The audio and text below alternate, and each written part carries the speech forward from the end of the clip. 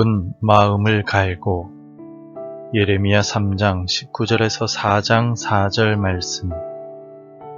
내가 말하기를 내가 어떻게 하든지 너를 자녀들 중에 두며 허다한 나라들 중에 아름다운 기업인 이 귀한 땅을 내게 주리라 하였고, 내가 다시 말하기를 너희가 나를 나의 아버지라 하고 나를 떠나지 말 것이니라 하였노라. 그런데 이스라엘 족속아, 마치 아내가 그의 남편을 속이고 떠나감같이 너희가 확실히 나를 속였느니라. 여호와의 말씀이니라. 소리가 헐벗은 산 위에서 들리니 곧 이스라엘 자손이 애곡하며 간구하는 것이라. 그들이 그들의 길을 굽게 하며 자기 하나님 여호와를 잊어버렸음이로다. 배역한 자식들아 돌아오라. 내가 너희의 배역함을 고치리라 하시니라. 보소서, 우리가 주께 왔사오니 주는 우리 하나님 여호와이심이니이다. 작은 산들과 큰 산 위에서 떠드는 것은 참으로 헛된 일이라. 이스라엘의 구원은 진실로 우리 하나님 여호와께 있나이다. 부끄러운 그것이 우리가 청년의 때로부터 우리 조상들의 산업인 양떼와 소떼와 아들들과 딸들을 삼켜 싸운즉 우리는 수치 중에 눕겠고 우리의 치욕이 우리를 덮을 것이니, 이는 우리와 우리 조상들이 청년의 때로부터 오늘까지 우리 하나님 여호와께 범죄하여 우리 하나님 여호와의 목소리에 순종하지 아니하였음이니이다. 여호와께서 이르시되 이스라엘아, 내가 돌아오려거든 내게로 돌아오라. 내가 만일 나의 목전에서 가증한 것을 버리고 내가 흔들리지 아니하며 진실과 정의와 공의로 여호와의 삶을 두고 맹세하면 나라들이 나로 말미암아 스스로 복을 빌며 나로 말미암아 자랑하리라. 여호와께서 유다와 예루살렘 사람에게 이와 같이 이르노라. 너희 묵은 땅을 갈고 가시덤불에 파종하지 말라. 유다인과 예루살렘 주민들아, 너희는 스스로 할례를 행하여 너희 마음 가죽을 베고 나 여호와께 속하라.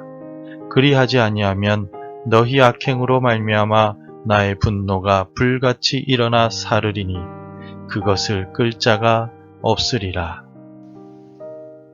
신생아를 둔 부부는 한밤중에 자주 싸운다고 합니다. 왜냐하면 한밤중에 신생아가 울 때 아빠는 그 소리를 못 듣고 그대로 잠을 자지만 엄마는 아기 소리를 유독 잘 듣고 깨기 때문입니다.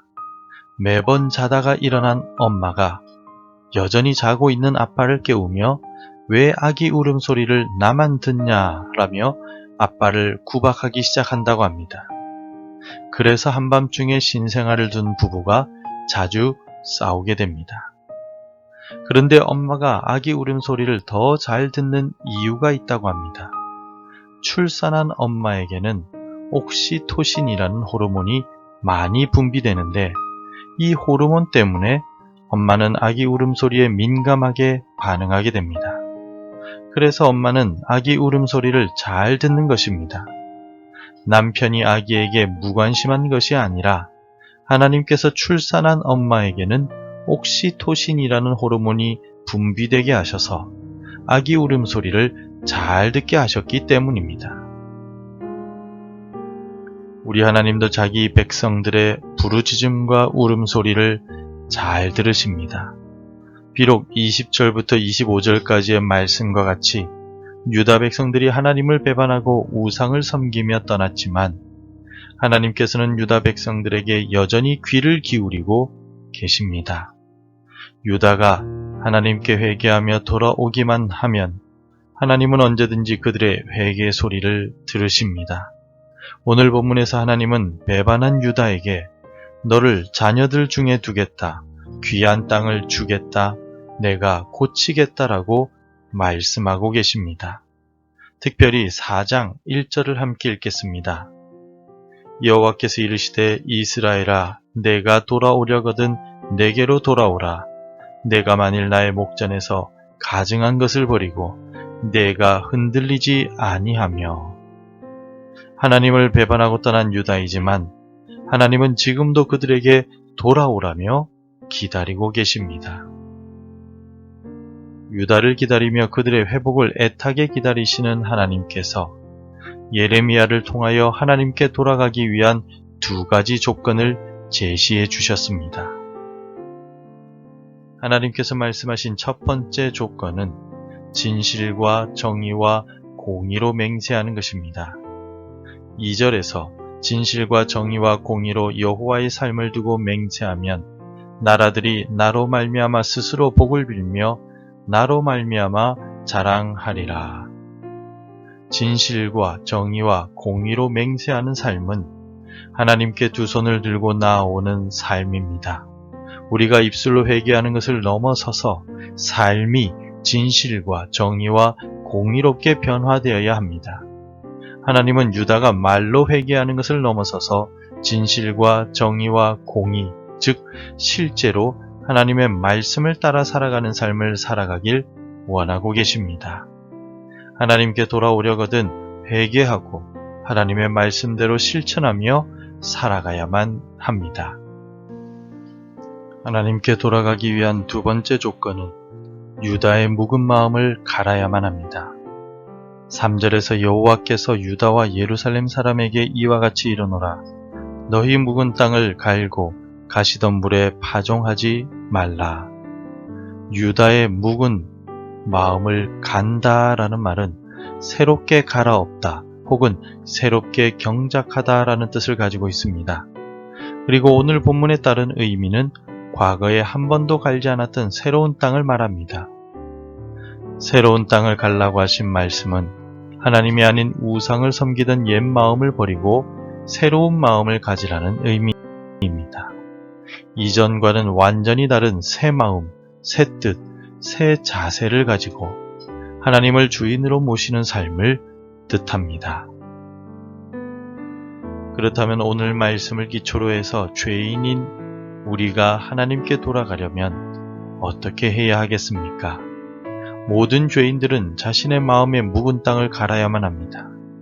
우리 안에 있는 욕심과 세상에 대한 관심들을 내버리고 내 마음의 중심에 예수 그리스도를 주인으로 모신 새로운 피조물이 되어야만 합니다. 그래서 사도 바울은 예수 그리스도를 만난 이후에는 그리스도 안에서 새로운 피조물이 되었다라고 말한 바가 있습니다. 그런즉 누구든지 그리스도 안에 있으면 새로운 피조물이라. 이전 것은 지나갔으니 보라 새 것이 되었도다. 모든 죄인들이 하나님께 돌아와서 하나님의 은혜를 누리기 위해서는 예수 그리스도 안에서 새로운 피조물, 즉 마음을 갈아엎고 새 마음을 가지고 하나님께 나아와야만 합니다.